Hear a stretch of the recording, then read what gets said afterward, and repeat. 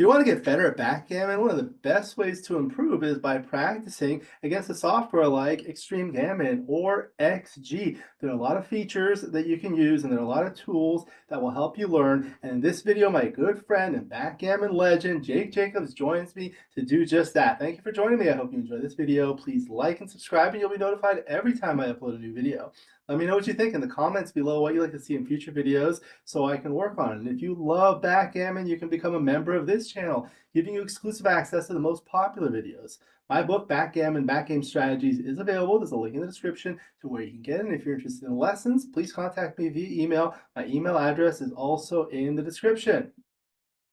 Again, in this video, it's my great pleasure to welcome back my good friend Jake Jacobs by way of introduction. For those who follow backgammon, he needs no introduction. He was one of the top players in the Giants list from the very start, and he's still one of the most outstanding players in the world. It's a pleasure to have him join me for the commentaries at the Los Angeles tournament. Hello, Jake.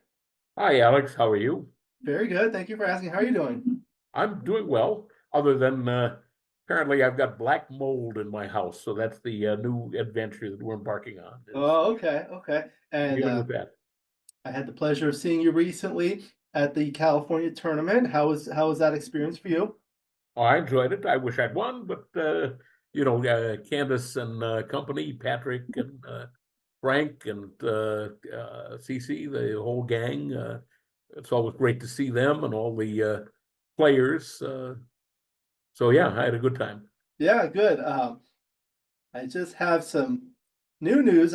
Today I received a new board that I'm going to be using for the streaming. I know you were joining me for the commentary, so one of the features was like I tried to use a board that had a really good contrast and that was very visible on the stream for the viewers. And I just got one. It arrived actually a couple of hours ago, and it's even better. It's also like a gray field with black and white points with maximum contrast, and I have like bright colored checkers. The biggest difference is that it's a shorter board from one end to the other, so it fits 10 checkers across instead of 12. So the advantage there is you can zoom in closer to the board, and that will make the dice appear larger. Okay, sounds good. So that's good. Hopefully, you can join me again for the stream next time.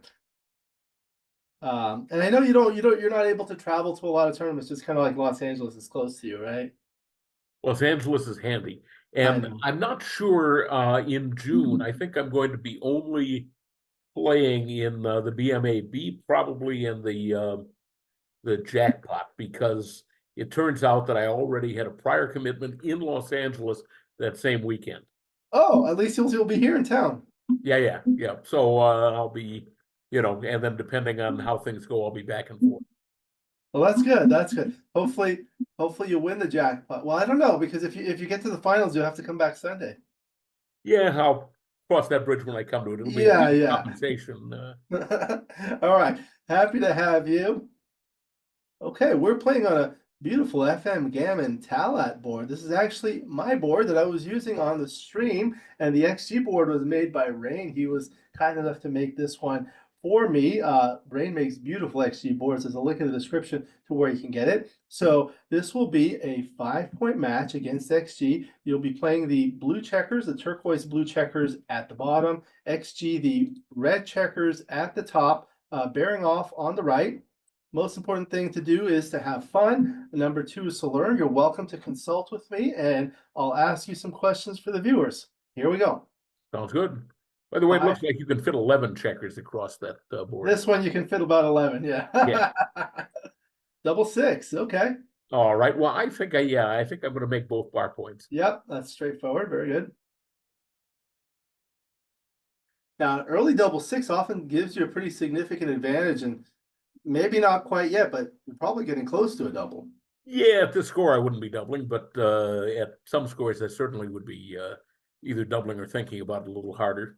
Yeah. Okay. So we'll take a roll. 2-1. I'm going to hit. Hit. Very good.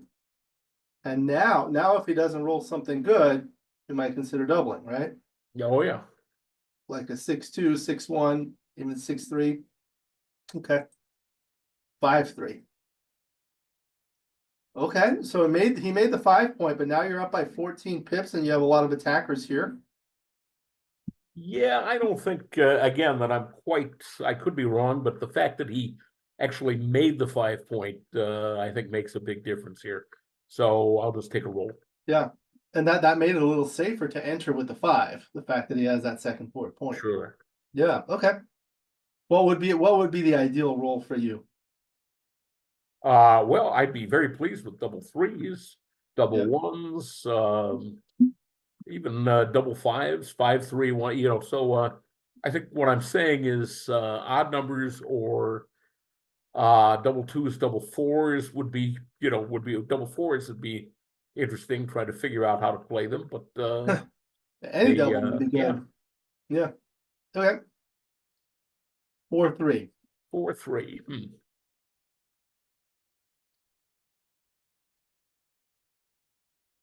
All right, not an ideal roll. I think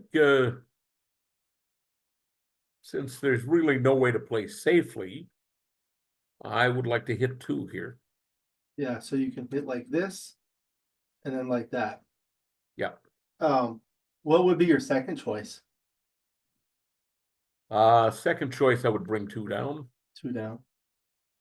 Yeah, that one's a nice play because it brings 2 more checkers into the zone and it duplicates the 4 that's needed to anchor, or even the 4-2 there. Right. Okay, but you like the double hit. Yep. Okay, very good. 4-2. All right, and now still gonna roll, right? Yeah, I'm certainly not doubling at this point. Yep. Okay, 4-1. 4, 1. All right. I do have choices. I could be making the 9, but it certainly looks right to hit on the deuce. No, no, I'm not going to do that. I'm going to hit on the deuce and make the ace. Yeah. Okay. I'm just showing for the viewers. Okay. 3-2. All right, so now you have a 2-point board. Yeah, it's getting interesting, but again, I think I'll take another roll. You'll take another roll. Well, what do you think you would have to change in this position to make it a double? If I moved a man on the 6 back to the 7 or the 8, I would certainly think about doubling that. Yeah. Okay. We can take a look at that in the analysis too. Okay. Double 3. All right, and now I wish I had doubled. Yeah. All right, I am certainly going to make the 4 point here. And let's continue and make the 3 point. The 3. Would you consider making the 5? Yeah, let me look You at want to that. look at it? Yeah, this is better. Let's go with this. Okay. And now you might double, or it might be even too good on the next roll. Correct. Yeah. Okay. Double 2. Certainly not too good, but now it's something to think about. Yeah, but again, he got his best roll here. Yeah. Oh,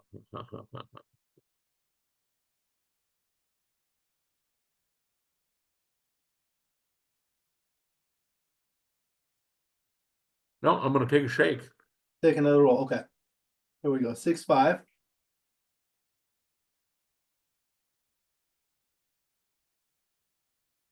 Well, it's ugly. All right, I don't see anything that thrills me here. I mean, there are 2 plays to my mind. One of them is bringing 2 men down, giving him 5s and 6s. It's certainly a lot of blots, but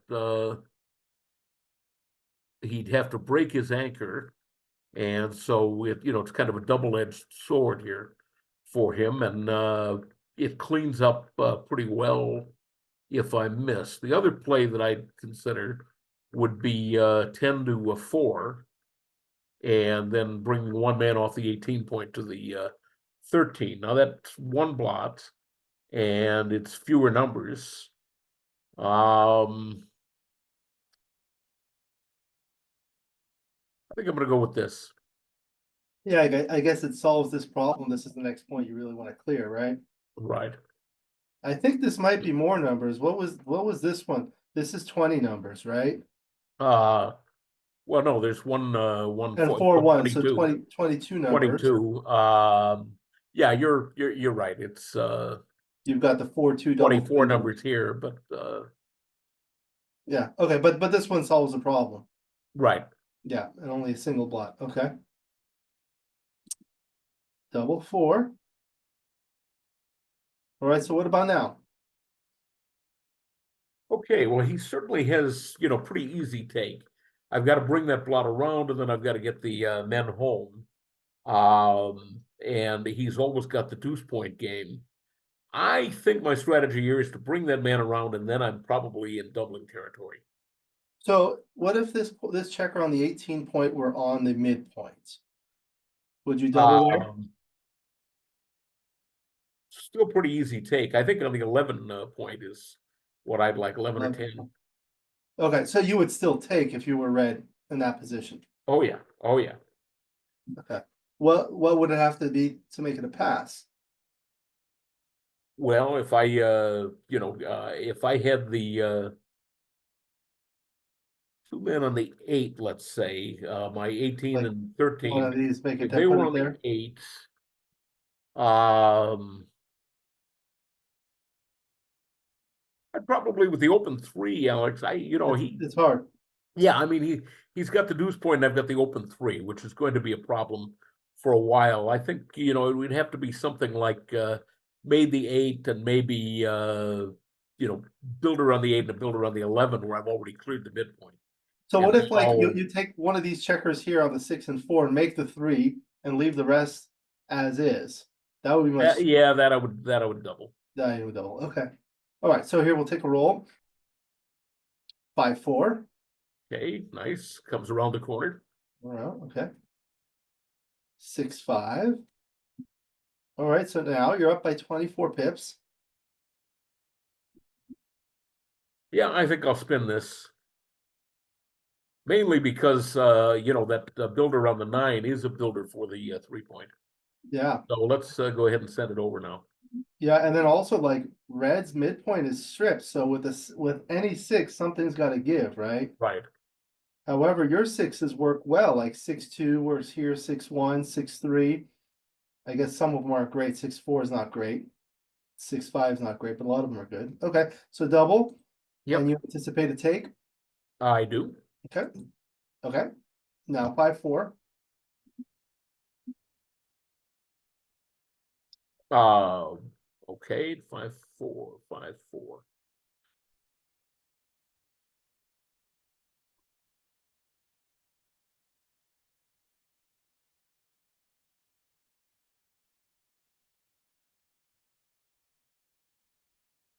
Hmm. What are the options you'd consider? Well, certainly I could play 13-4. Um, I'm not going to do that, but that's an option. Um, so the choice really for me is I'm definitely going 6-1 with the 5. And then I could, bring the man in to the 5 point, but I think I'm just going to make the 9 point here. That way I'm ready to clear the midpoint, and there are no blots, and I still have 3 builders for the 3 point. So this looks pretty clear to me after thinking about it. How much do you think you need the 9 point here? In other words, do you think it's an asset or a liability?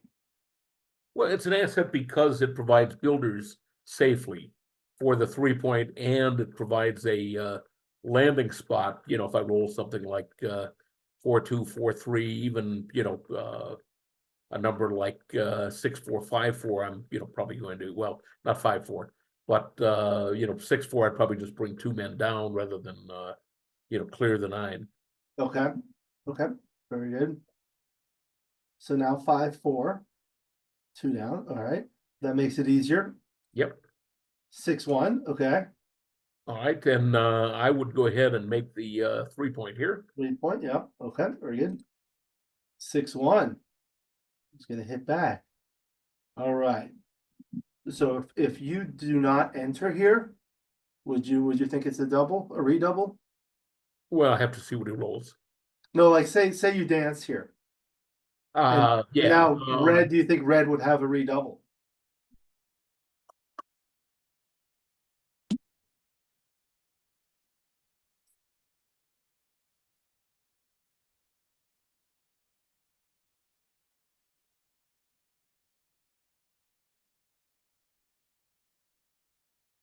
Looks like he's got 32 numbers, I think, that make a fifth interboard point. Am I counting that right? He's got sixes and threes is 28, and then he's got 5-2, and he's got 4-1. So he's got 32 numbers that clean up, That's make a one. 5-point board. He would leave me four numbers, where I don't get a shot. But for instance, 5-5, he's going to make his 8-point and come around. So I have a little bit of immediate hitting chances. I do have a 5-point board like his, but yeah, he's certainly got a redouble. I'm Yeah, thinking about the take. Yeah. the take here, and probably be inclined to pass it, but Well, let's see. Let's see if we can roll a. What do they call the 2-6 from the bar? yeah. There are names for that. Well, there's a Steve Mellon, there's a Ray Fogerlund, there's Yeah. a Gene Chait, and there's a Todd Vanderplein. Those are Yeah, all yeah. people I know that have claimed that number. I remember you told me that story. Okay, so let's see. Double two. Okay. So here's one. And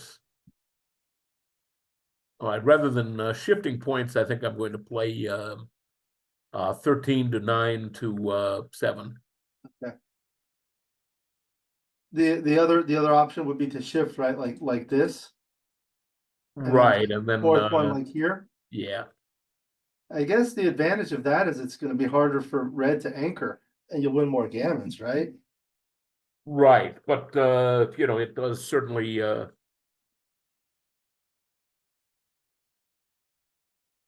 see this way I could win some backgammons. I'm Yeah. thinking optimistically. Yeah, yeah, yeah. Okay, so you like this one? Yes. Okay.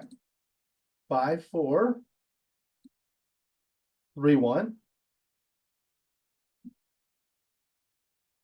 Yeah, I'm not going to hit here. I'm just going to come down. Come down. Okay. 5-3. All right, 6-5. Right, now we'll hit 2. Hit with the 6 and hit with the 5. All right. 6-3. All right. 5-4. 4 covers Yes. and bring the 5 in. Go One for more the. shot at glory here. Yep. There you go. Hit it. All right, so now going for the backgammons. Okay, yeah, all the way. Okay. And no sense getting crazy, so let's just clear the 6. There, the 6. You don't want the backgammon with the 3. I want the backgammon, but I don't know. That seems a little optimistic. This looks pretty good. Yeah, yeah. 6-4. Okay. Yeah. 4. 4-2. Now you have some realistic backgammon chances for the match. 3-1. 2 men off. 2 off. Getting aggressive. 6-1. 4-2. Nice. It clears. 3-2. Very nice. Okay. Look at that. Comes in right away, Jake. Yeah, he's a luck box. Opa. Look at Oh, now some realistic chances. So that's gin. All right, now we'll analyze it. Pretty quick and easy one. Straightforward. Got the good backgammon there at the end. So we'll go through the moves. The double 6 was straightforward. oh yeah. And then the 2-1 was good. You hit here. And here, what we were talking about was it's not quite a double here yet. Right. But you were kind of creeping up on it. Yeah. Well, I'm a kind of a creepy guy. Yeah, yeah, yeah. Okay. But it looked like XG did like the other play that we were looking at. This one. Hmm. Yeah. We talked about it, right? We did. So what do you make out of this, I guess? It does duplicate the 4s like we were talking about, right? Yeah, it duplicates the fours, and it's certainly a good solid front position. If he hits with the four, he's kind of stranding his back checker, and I'm still sitting there with the four prime. It's certainly a much nicer looking position. Yeah, here if red does an anchor, you probably have a cube. Yes. And that's one of the things I Yeah, noticed. and and it's a good point because the other way around, he rolled a 4-2, and didn't it certainly wasn't a great roll, but I didn't think I had a double the other way. Whereas Yeah. Yeah, that's the thing. Like over here on XG, when you see this equity here, it shows you 318 millipoints, right? If you hover over it, it'll show you the cubeless equity. So in that little pop-up window, it says 208. Do you see that? yes, So the difference between 208 and 318 is 110 millipoints. Now, if you do this, this is 167 versus 252, so that's less than 100 millipoints. Right, is that 85 millipoints? uh-huh, So the difference between those two numbers, the cube full equity and the cubeless equity, tells you like a value of owning the cube. So what that implies is you would get closer to a cube after this play. yes, Yeah, that's an interesting feature of XG that some people are not familiar with. Okay, so then it was the 4-1, which was correct to hit and pick and pass. And then that double three was a great roll. Just made those 2 points. And then we were looking at the and let's possibility. back that up just a second. Yeah, So remember, the other play I considered was unstacking the 6 point, and you can see that that is actually it's not a blunder, but it's certainly a significant error there. yeah. I guess the That computer did coming it. off the midpoint, or the bar point, enemy bar point, would have been better than that slightly. Right. I guess here, if he rolls a 5-3, you're not really happy here. Right. Well, But even if over, he just rolls a 5, I'm not thrilled. right. But if here he rolls a 3-1, it's not as bad as if he rolls a 5-3 here. Right. Yeah, yeah. Okay. And then we were here. So this was the position. And this was not a double yet. You see? Right. And the 6-5, look at what it liked. 13-7, 10-5. But these are all like very close, so it's not a big deal. But I find this to be an interesting one. It duplicates the 5 that hits, then covers Yeah, over. even 13-8, 13-7, you can see is Yeah, not so bad. yeah, yeah. Okay. So good. And then it was the 5-4 here. So how close were we to a cube here? Not yet, right? Right. So let me put this up on another board here. Okay. So we said like, how close would this be? This was one of the options we were considering, right? Yeah, but I don't think you're not going to see this as a double, I don't think.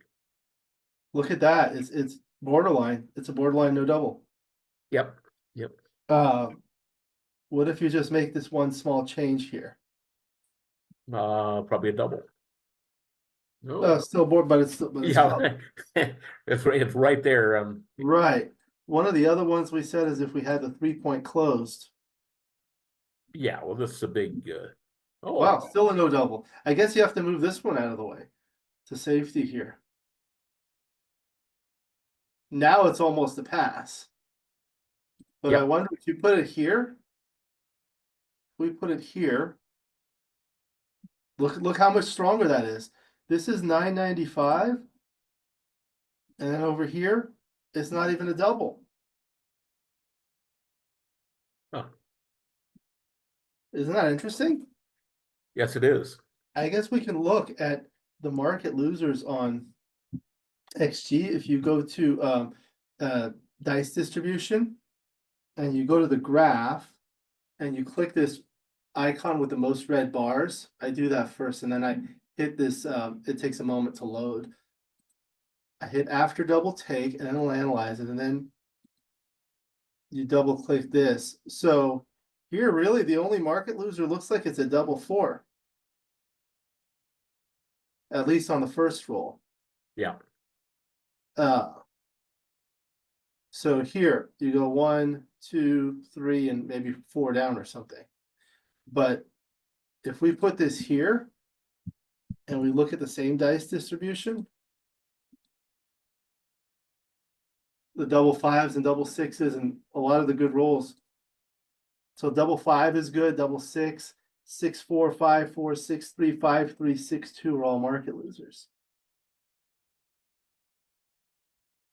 Yeah, well, you're blocked. I mean, if you're on the 18 point, you're blocked by so many numbers, and some of them, 1-1, 6-1, 6-6, you're going to be exposed to a double shot, but you have all those other numbers that don't get passed. Yeah, and there's like the double one, even like the 4, 2 and double three also. But when you're over here, I guess it's like when you bring this down here somewhere, you've probably lost your market. Yeah, So like if it's here, now it becomes a pass. sure. Interesting, interesting. Um, and I wonder, I guess there are not that many gammons here, so if we modified the score, it might not change much, would it? Let's see if we were like, if we were down 4 away, 3 away. We have a little bit more of an incentive to double here. Oh, look at that. Yeah, Look at how strong that becomes at 4 away, 3 away. yeah. You Oh, don't need too many gammons. this is what this closed. Let's go back to the original position though. Now it's still not quite a double. What about like 3 away, 2 away? Now it becomes a double. Yep. Yeah, I find this type of the position modification or even the score modification to be a very valuable tool, like especially with the score to learn match play. What do you think, Jake? Well, yeah, I agree. I think that it's certainly one of the best ways to study is to take a position that you're trying to understand and shift things around so that you can see what the effect is. Whether it's moving the pieces to different positions or changing the score slightly. All of these things. You can overdo it. If you do it for every position, you're going to drive yourself crazy, so Right, right. But on the you need to interesting one, focus on, choose your battles. what did you used to do before there was XG? Because you started playing like way before there was any software. Like, how did you like improve? Because you don't have access to this data without that, right? Right. Well, I mean, way back in the day, the first thing that you did was read. Reading books certainly helped. But then, the other thing, I mean, if you'll notice, well, you can't really notice, you'll have to take my word for it, but in say 1980, um, almost every top player lived either in New York, Washington, Boston, Los Angeles, San Francisco. They Mm. lived in an urban center where there were a lot of other good players. And so they got to talk to each other and they discuss positions. They try to figure out what worked and what didn't work. And that's how people improved. So, especially in New York at the Mayfair Club, you had, Paul McGrill, who besides his paid lessons, he was just a born teacher. So he would, talk to, players. He had a lot of young players that he was taking under his wing. He had Roger Lowe, he had Eric Seidel, he had Jason Lester. Billy Horan wasn't that young, but he looked like he was young. I think Goulding took some lessons from him, even though Paul, Kent didn't live there in New York. I know that Howard Ring actually stayed with him when he was about 16 and took some lessons because Paul had a girlfriend at that time who said that she got up in the middle of the night to go get a beer, about 2 or 3 in the morning, went in the kitchen, and she wasn't wearing anything except a smile. And she walked in, and there was young Howard, in the kitchen, suddenly goggle-eyed, and she just said, "Oh, good morning, Howard," and got her beer. And so yeah, he was getting lessons in more than just backgammon. More than just backgammon, yeah, yeah. I remember, I think Wilcox Snelling told me he used to play with them too when he was young. Yep, yep. All right, so then it was the 18-9, and then you came around here, and this was still interestingly not quite a double. Yeah, it's that open 3-point that A 3-point, huh? So I guess if we close the 3-point now you lost your market. yep. I guess what if you had an extra builder there? There you go. So now you have more ways of making the 3-point. So that's one thing. I mean, like, once you've made your 3-point, you can see that you've lost your market. So here, like in the original position, We've how many got market ways are there? losers. Yeah, how many ways are there to make this like safely? Um, well, there's double fives would leave a shot, but Double fives leaves a shot, but I mean, there's 6-3, 6-1, 3-1, and then the double three and double one. yes. 8 numbers, right? So this produces 1, 2, 3, 6 more numbers, and it keeps the double three and double one, right? Yeah. Yeah. So that's important. Okay. Well, it's also double two that way. Double two as well. Yeah, yeah, yeah. Exactly. Okay. So let's see. Then it was the yeah, this was the idea. It didn't like this one. It liked the point.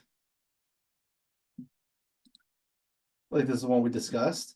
Okay, and then the 6-1 was great. And then here, I tried to convince you to shift. Yes, you did. I did. So like you see here, one of the things you can see on XG is you can see the play and then you can see the equity. So this is a good tool for the viewers. They like to learn from XG. So underneath that, you can see 6 sets of numbers, 3 here and 3 here. And this tells you your wins, your gammon wins, and your backgammon wins, as well as your losses, gammon losses, and backgammon losses. So when you compare these two, you see the winning chances are higher by almost 6%, from 81.8 to 87.4. And the gammons are And the higher. gammon chances are also higher. Yeah.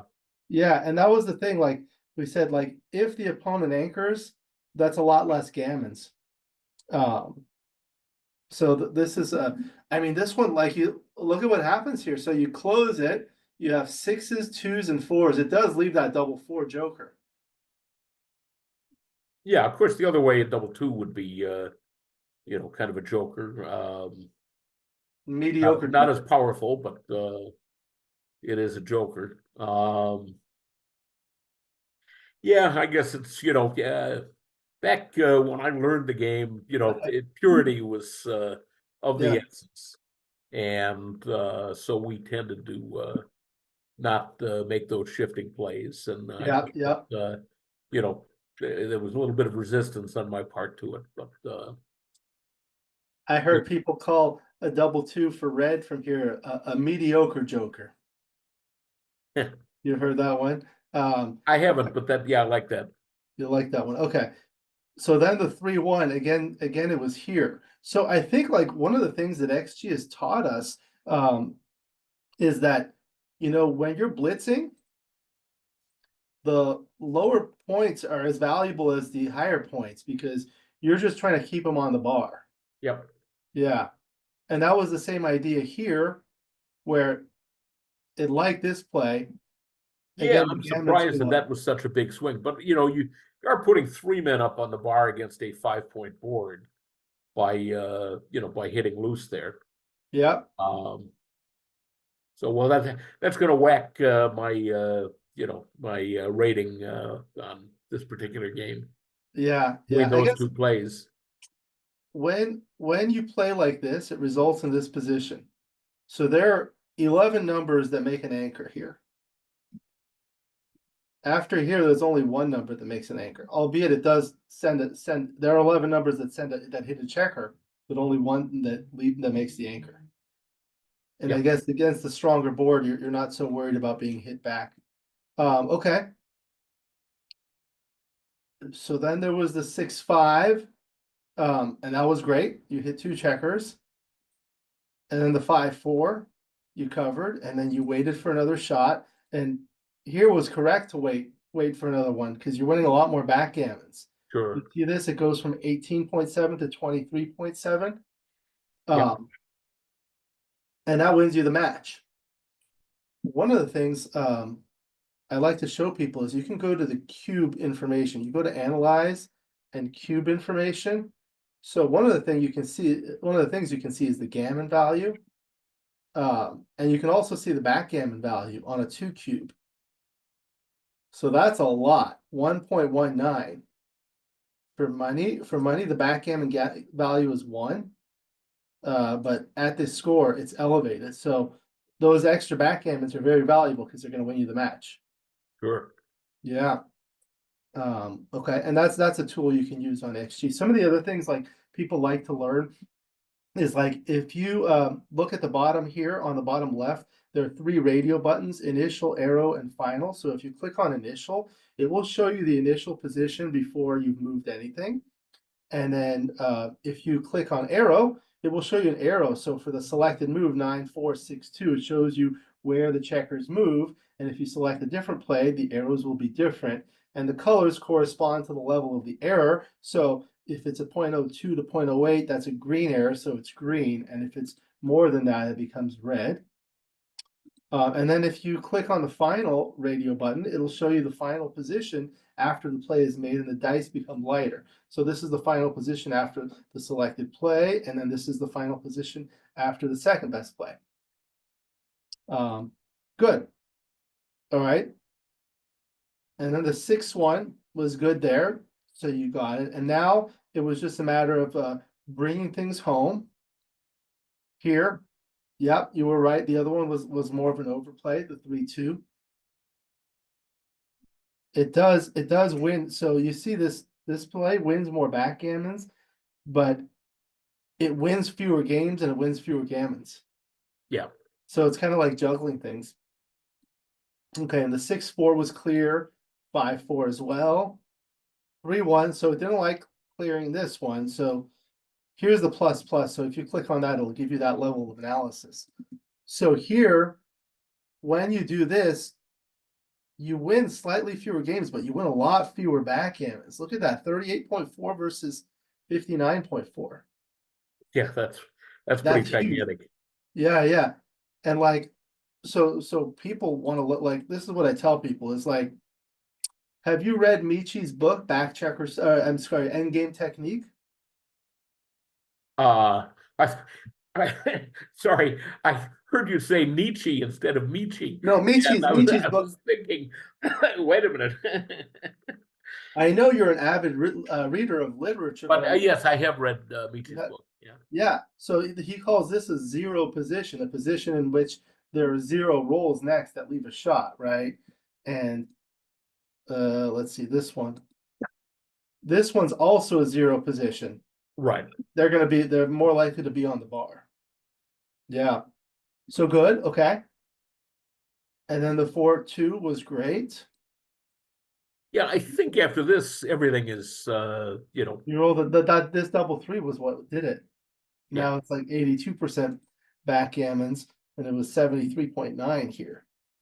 Um, yeah, so then it was here, and it was Jim. yeah, and yeah, those two blunders killed the rating. Those two cost you. So I'll show you. This is a really good way of improving your PR. you go here, okay, and Yeah. then you right click, and then you hit clear analyze. Now it won't count it against you. And you do the same thing for this one. Now look at that. You play 2.49. Yeah, but I did make those Yeah, blunders. you did. But this is, I tell people, this is the fastest way to improve your PR. So we can reanalyze it here and reanalyze it here. Um, okay, so very good. So that was an interesting match. I tell people the most important things are to have fun and to learn. I feel like we accomplished both of those. What do you think? I think we did. I certainly was reminded of type of mistake that I've certainly made before, and probably will make again on occasion, but hopefully I'll make it fewer times. So what do you feel was the biggest opportunity for improvement or learning, like the attacking plays? Right, those attacking plays. Yeah, that like I've learned those shifting type plays are thematic, when you're going all out for the blitz. Although actually, that whole sequence of is it a double, is it a double, is also a great opportunity for learning.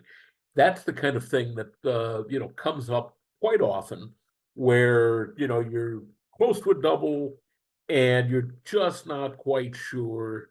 And sometimes you'll have a match where you go over it later on and you find out that you made 5 or 6 or 10 cube errors because you thought, well, it's not quite a double yet, and you didn't double, and so you kept getting dinged for for not so those are always, interesting questions because it comes up, you Yeah, know. and where I learned this position modification tool to study is from Kit Woolsey's old book, The Backgammon Encyclopedia. Do you remember that one? There were two volumes of it. Yeah. Yeah. So like he went through like dozens or hundreds of positions where there was like one section on holding games. This was like a 23-point holding game, but there was like 20 point, all the different holding games, and he would modify things a little bit here, a little bit there to see what effect it has. And that's a really good tool. Well, before the bots, I talked about discussions with top players, but then something that I really didn't do too much of, partly because I guess I'm kind of slow at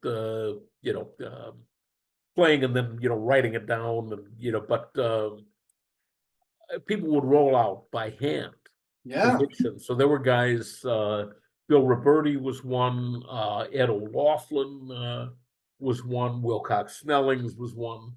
These were guys that would spend hours and hours and hours rolling out. There was a player, I heard his name recently because I guess he was giving somebody I knew lessons. He'd sort of come out of retirement. A guy named Mark Ingenoso. He was a mathematician that lives in Chicago, and he used to do all these hand rollouts, and he'd have tiny little handwriting, and it was sort of interesting looking at what he had done. But he just spent hours and hours and hours, figuring out the variances and all by hand. Yeah, that takes, I mean, nowadays you do a rollout in minutes. That takes like forever. Now, a more fun way of doing this, I don't know if when you play in side games, how often you play propositions. People do it all the In a time. way, the bots killed props, but back in the days before the bots came along, people would get into a disagreement about whether something was a double, whether it was a take, what checker play was right, and so they'd play it as a proposition. And that way you're rolling it out, but you're also rolling it out for money. So there's some excitement there. Now, one thing about doing hand rollouts is that you could roll out a position 100 times, and well, from the bot, you normally, I mean, I normally, if I'm going to roll something out, I'm doing at least 1,296 times, Right. and so 100 is nothing. Especially when you're doing it by hand, you don't have variance reduction. You're Right. and so you could spend hours rolling it out 100 times and not even be close to the right answer. Although you do sometimes along the way get a feeling for what you're doing. But and actually one of my favorite props, I had a guy that we were arguing about a bear off, and it was a known position. Um, it was 6 6 6 5, three checkers left, two on the six, one on the five, versus six men on the ace. And whether that was a take or not. And the I was saying, well, Danny Kleinman, has the information on that, and 666. Sorry, it's the three roll position versus 666. And the 666 was a take. And so this was 665. Wow. So that's obviously better. It's obviously a take. And this guy, just insisted. And I told him, I said, look, and I even had Danny used to have these little cards with, with the position key. And so I pulled out the card and I showed him, look, I've got this card, and this is what's correct. And he, well, no, I don't believe it. It's not a take. So we propped that for dimes for $10 a go. That's quick. That's a quick thing to do. It's very quick, and he and actually, because it was at a tournament, Paul Franks tried to actually steal my pigeon there and play it as a prop with him. But anyway, I played him for maybe 15 minutes and won $300 or $400. So it's really quick. But I had a friend who I had a roommate actually. Told me this about 40 years ago. He was at a club in California, and he was a guy that looked like he was a beginner. And he played very well, but he just looked like a beginner. So and he would play on that. He would pretend that he didn't really know what he was doing, and he'd get a lot of action. And he was playing this guy, and the guy had a 5-3 with an ace to play, and played 5-4, leaving a 4-3 bear off for his final roll, and then rolled 4-3, which of course, if he had made the right play, wouldn't have gotten him off. So he won the game by making the wrong play. And my friend said, gee, I thought that it was right to leave the 5-2 bear off instead of the 4-3 bear off. And the other guy says, yeah, well, that's because you're a complete idiot. And my friend says, well, but I heard it from a player that, was a really good player. Nah, if he told you that, he's an idiot too. So Peter suggests that, maybe they prop it 5-2 versus 4-3. And he claimed that they played it for, I don't know, for a long time, like, an hour, and he was down 40 points on that prop after an hour. I mean, that it's almost impossible. It would be, thousands and thousands to one against that happening. But yeah, so he not only lost to the original play, but then lost this prop. So it can happen. It's not a huge thing. 19 versus 17 rolls. That's 5.5% more. Yeah, but if you're playing, because it's so fast. Right. Over time, it's like Right. I mean, imagine that you were playing roulette, only you were playing it at like quadruple speed for that period of time. That's about what happened. Right. It's interesting because there are a couple of other things that I was going to mention. One was the bots have kind of changed it in the respect that you mentioned, but at the same time, like I have a lot of friends, like they'll play an online chouette, and if they disagree on a play, they'll just put in an XG and they'll bet on it, and they'll get their answer right away, and they can bet on like all these different plays throughout the game without having to do rollouts. So it just kind of changes it into a different way, right? Yeah. And the other thing is like I remember I read, I've read all of Bill Roberti's books, but in a lot of them, what he used to do is instead of like rolling it out 1,000 times, he would just say, okay, here are the next 36 rolls, because there are only 36 rolls, right? and then he'd categorize them, and he'd say like, okay, 10 of them do this and 6 of them do that, and whatever, and say, okay, out of this 10 we're probably winning half, or out of those 6 we're winning this many, and so forth. And that's kind of like a mini rollout. um so Right.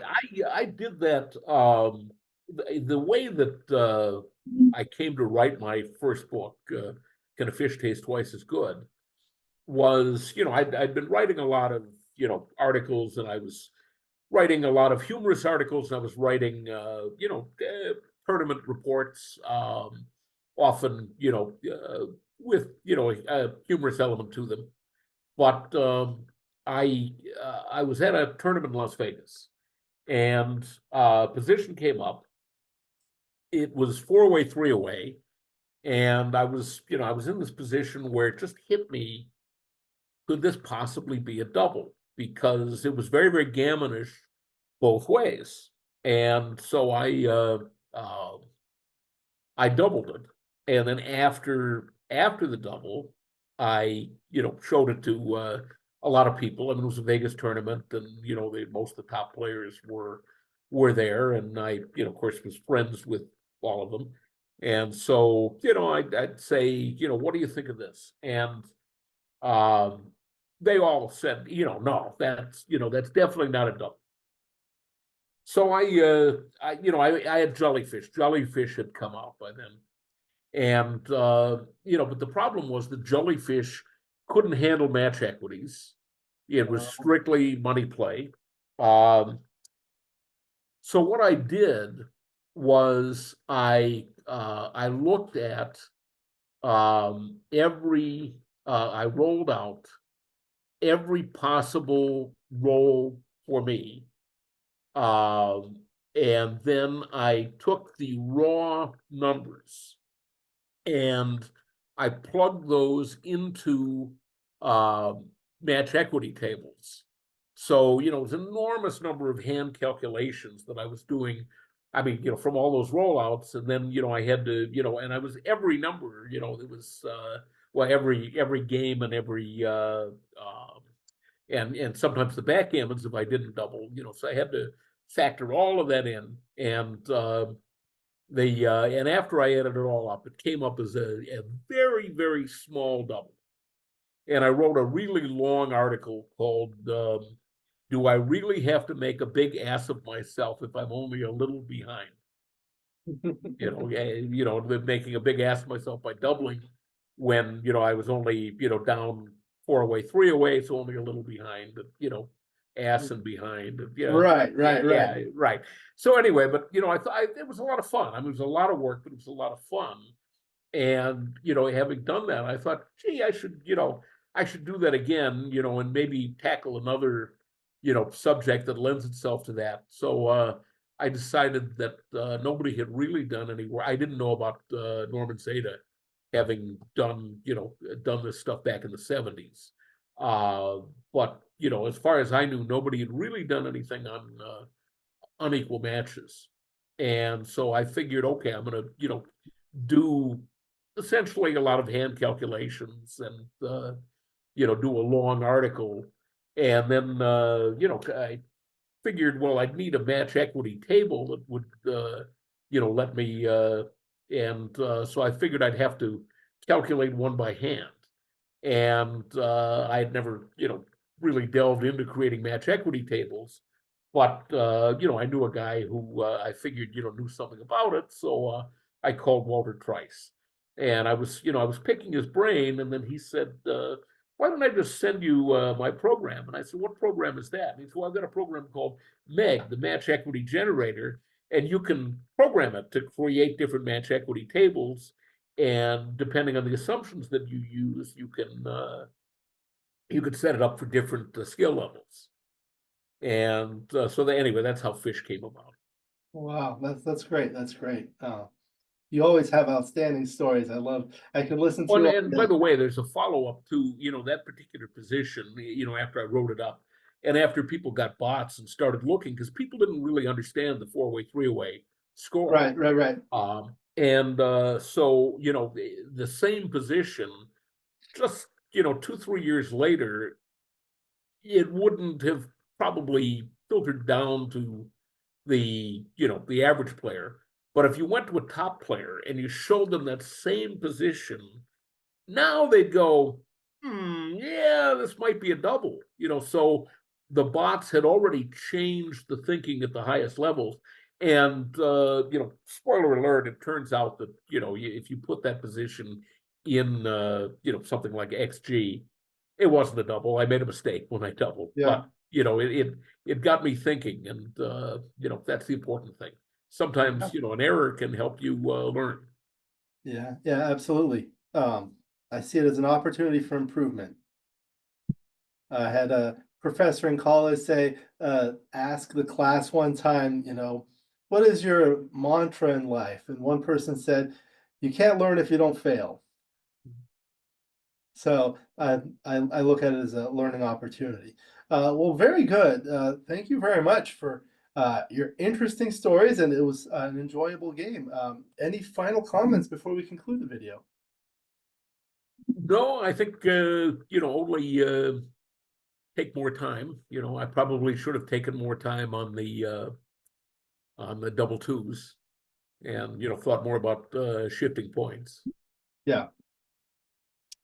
Well, good. Now we learned something. Yeah. Anyway, thank you, Alex, and My pleasure. It's always a pleasure to see you. You have an open invitation to return at your convenience. We'll go ahead and conclude the video. Thank you to the viewers for watching. I hope you enjoyed this video. Please like and subscribe, and you'll be notified every time I upload a new video. Let me know what you think in the comments below, what you'd like to see in future videos. How would you have played those double twos and the 3-1?